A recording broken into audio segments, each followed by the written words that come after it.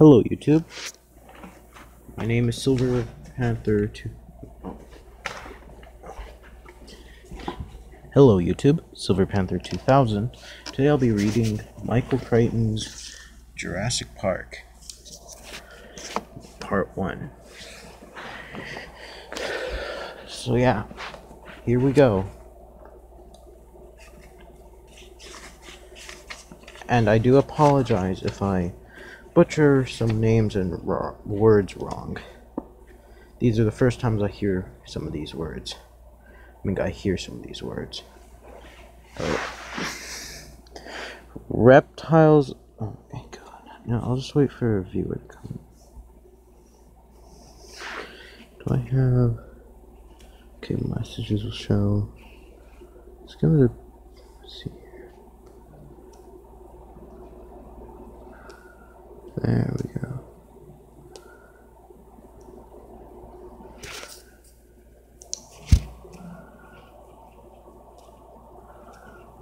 Never mind. Yeah, here we go. Reptiles are. Alright. Alright, gotta clear my voice. Reptiles are abhorrent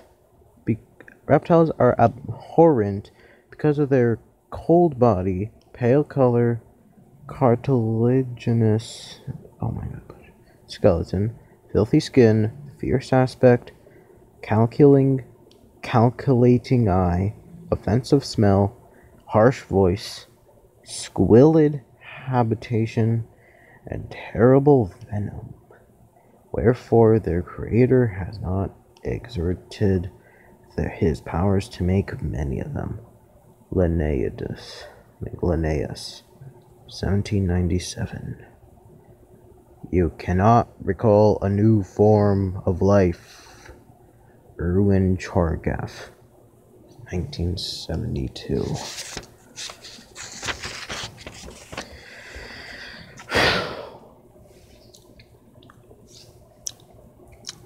Introduction. The InGen incident. The late 20th century has witnessed a scientific gold rush of astonishing proportion. The headlong and furious haste of commercialized genetic engineering. This enterprise has proceeded so rapidly with so little outside commentary. That is, its dimensions and implications are hardly understood at all. Biotechnology promises the greatest revolution in human history. By the end of this decade, it will have outdistanced atomic power and computers in its effect on our everyday lives. Our health, our entertainment.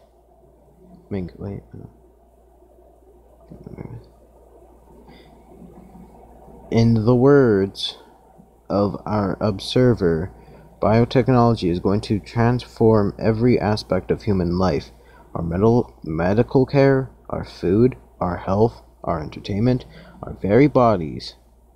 Nothing will ever be the same again. It's literally going to change the face of the planet.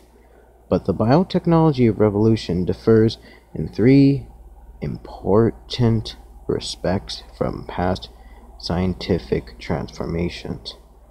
First, it is broad-based. America entered the atomic age through the work of a single research institution.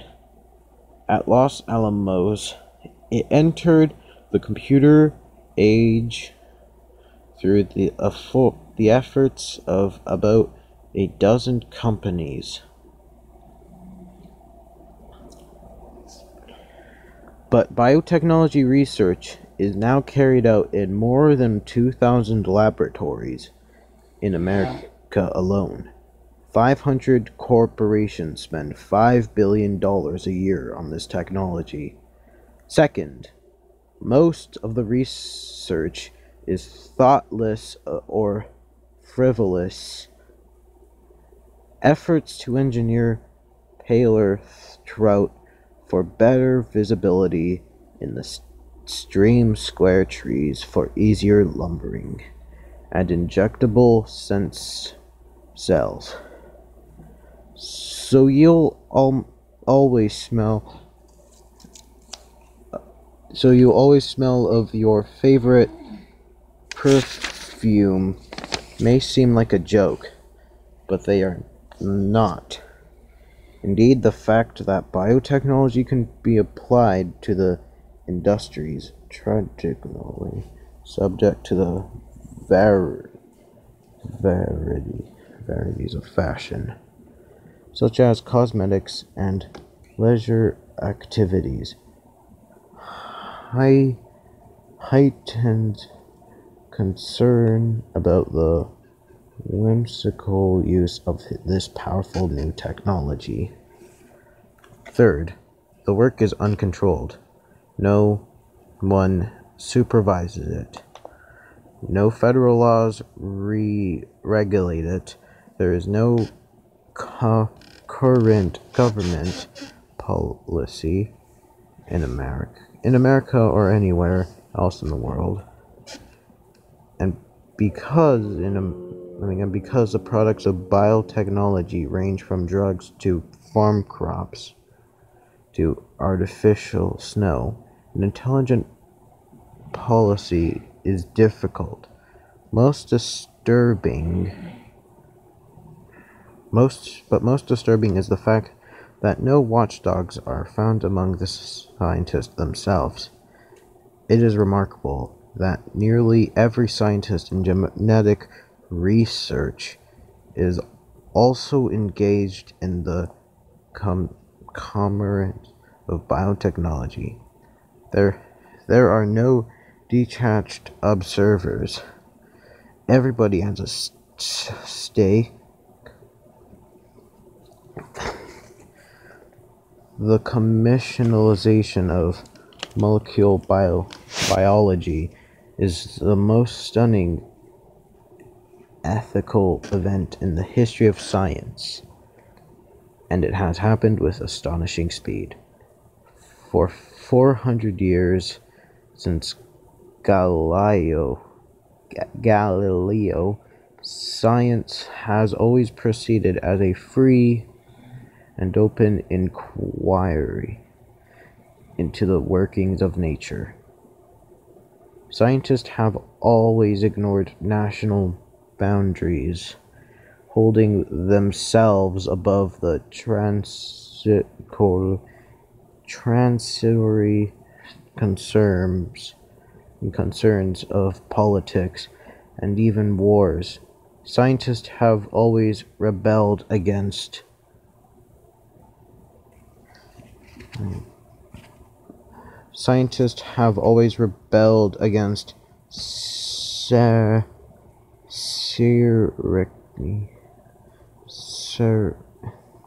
secrecy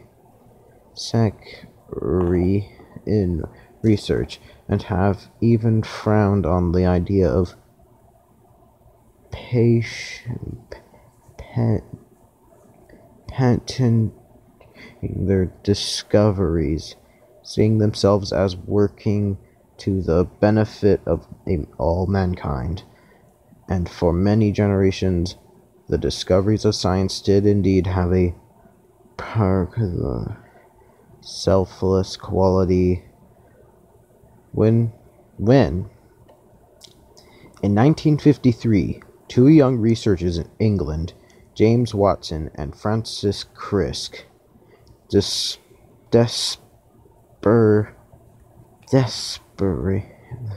structure of DNA.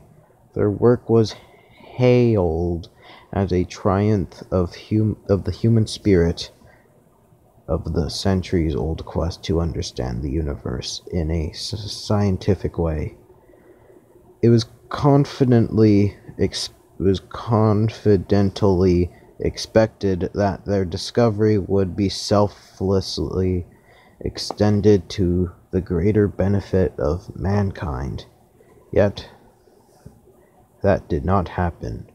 30 years later, nearly all of Watson and Crick's scientific colleagues were engaged in another sort of enterprise entirely.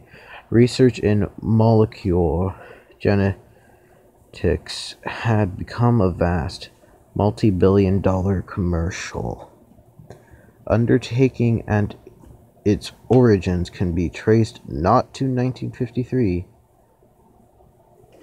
but April 1976.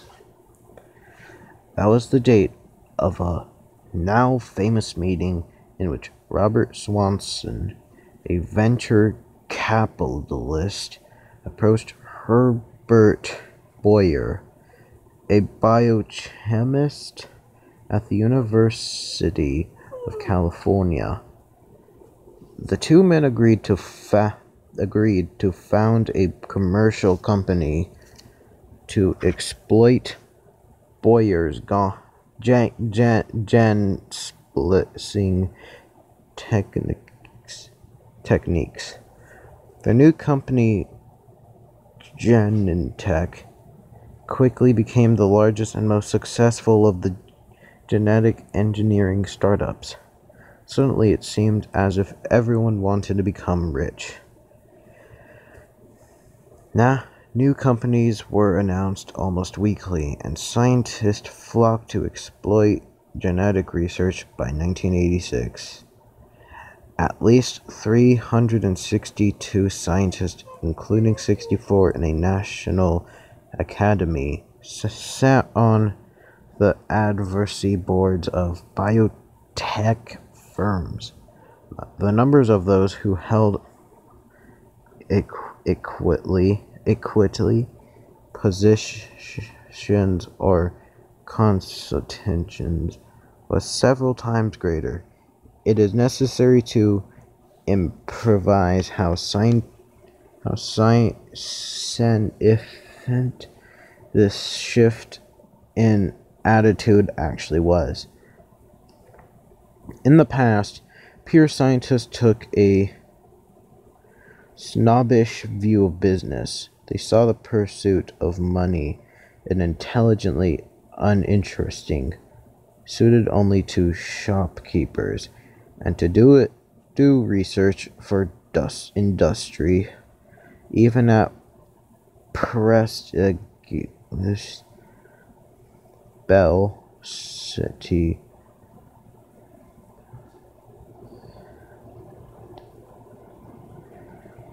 Okay. To get a Bell or IMB labs was only for those who couldn't get a university appointment. Thus, the attitude of pure scientists was fundamentally critical toward the work of applied scientists and to industry in general. Their long-standing antagonism kept university scientists free from contaminating industry ties, and whenever debate arose about technological matters, disinterested scientists were available to discuss the issues at the highest levels. But that is no longer true.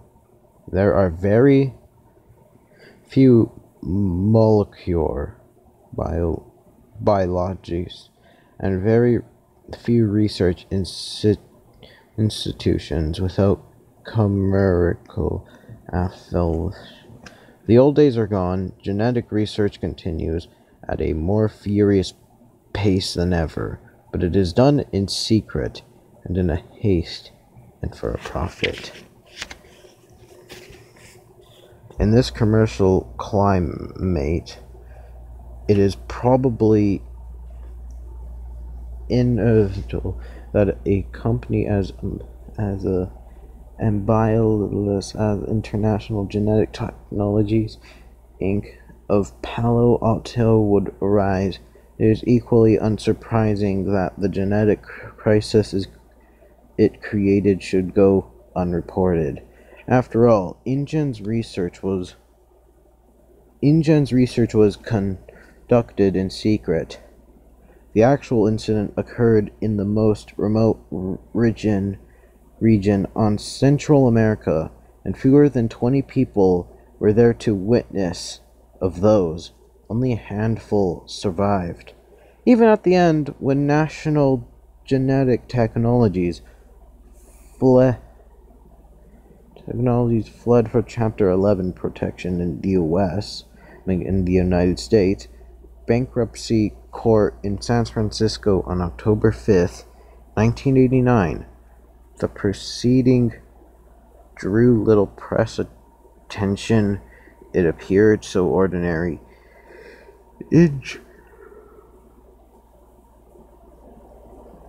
InGen was the third small American bioengineering company to fail that year, and the seventh since 1986. Few court documents were made public, since the creditors were Japanese investment consortia, such as Hamburger and Densaka companies, that traditionally shun publicly to avoid unnecessary disclosure. Daniel Ross of Cohen, McSwain, and Ross Counsel for InGen also represented the Japanese investors, and rather